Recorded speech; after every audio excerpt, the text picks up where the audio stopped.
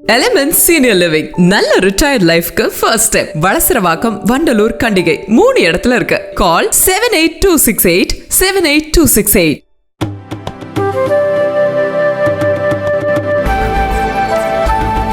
ஒருவருடைய ஜாதியை வெளிப்படுத்தாமல் ஜாதிவாரி கணக்கெடுப்பு நடத்துவதற்கான ஃபார்முலாவை ராகுல் தெரிவிக்க வேண்டும் என்று அசாம் முதல்வர் ஹிமந்த பிஸ்வ சர்மா கிண்டல் செய்துள்ளார்.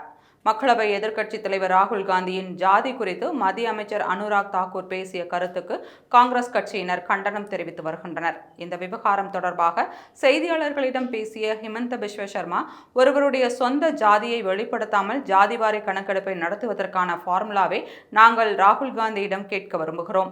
நாடாளுமன்றத்தில் ராகுல் காந்தி இதற்கான ஃபார்முலாவை தெரியப்படுத்தட்டும். அதன் பின் இது தொடர்பாக முடிவு செய்கிறோம்.